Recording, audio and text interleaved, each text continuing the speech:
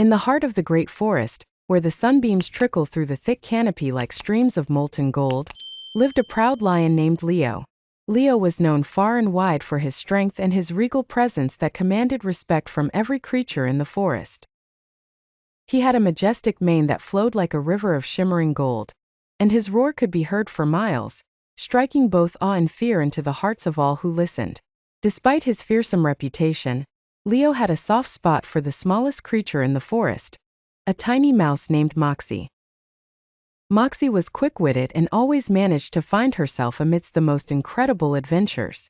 Her eyes were as bright as polished amber, always glinting with curiosity and a hint of mischief. One fine afternoon, as Leo rested under the shade of an ancient oak tree, Moxie scampered up to him, her tiny paws barely making a sound on the forest floor. "Leo, Leo," she squeaked, her voice a mere whisper in the gentle rustle of the leaves. "There's trouble near the riverbank." Intrigued and slightly amused by the urgency in Moxie's voice, Leo opened one eye, his golden gaze fixed on the little mouse. "What kind of trouble, Moxie?" he rumbled, his deep voice vibrating through the ground. "The riverbank is drying up and the fish are disappearing.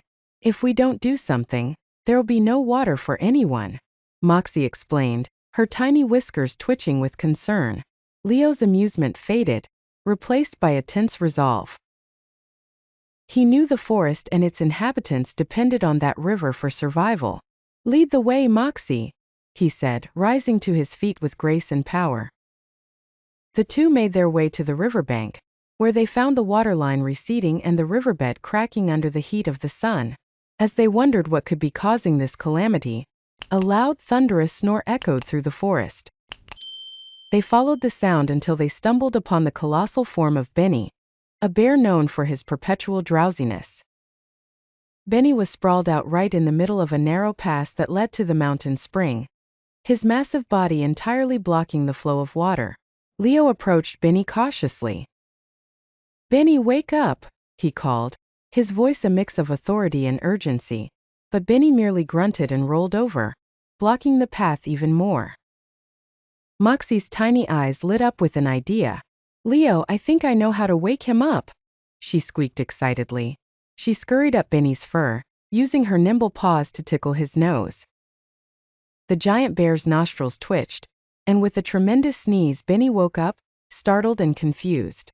What happened?" Benny mumbled, rubbing his sleepy eyes.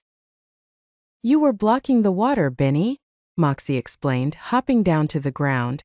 "We need the water to flow to the river for everyone in the forest." Realizing his mistake, Benny quickly moved aside, allowing the cool, clear water from the mountain spring to gush through the pass and down into the riverbed.